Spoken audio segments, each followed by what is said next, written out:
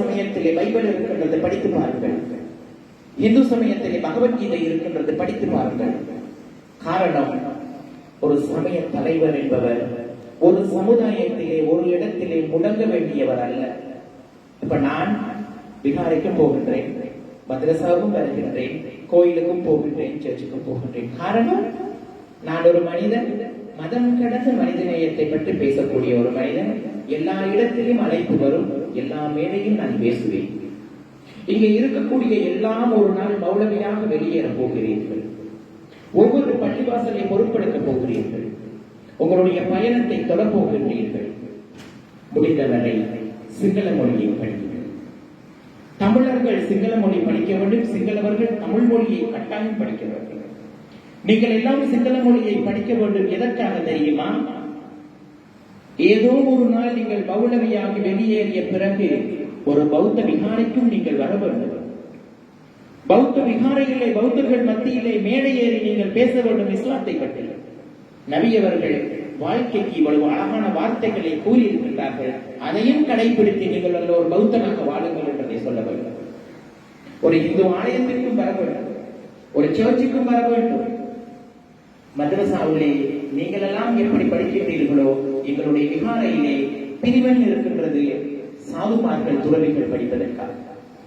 எங்களுடைய பிரிவனிலே 2000 சாதுமார்கள் இருக்கின்றார்கள், இளம் துறவிகள் 6 வயதில் இருந்து இருக்கின்றார்கள். அப்போ ஒரு நாள் நீங்கள் அதற்கும் வர வேண்டும்.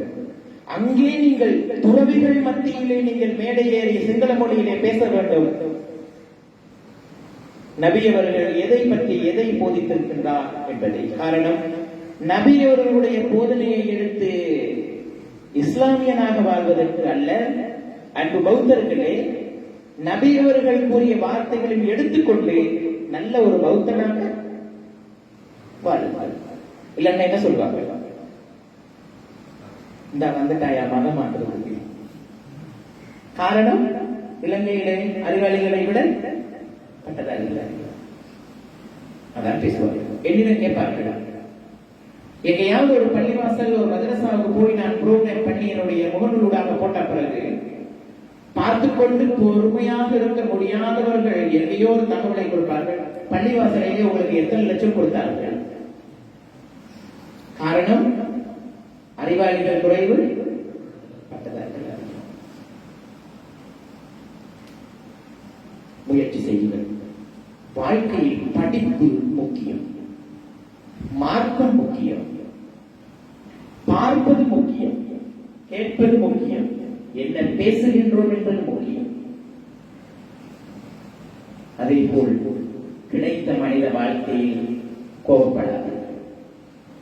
நானா என்ற வாழ்க்கையில நான் கோபப்பட்டதே கிடையாது. என்னுடைய வயதுக்கு விட நான் பிரச்சனைகளை சந்தித்து விட்டேன். ஆனால் கோபம் வராது. கோபம் வந்தால் யாருக்கு நட்டம், யாருக்கு நஷ்டம்? எனக்கு தான் நட்டம்.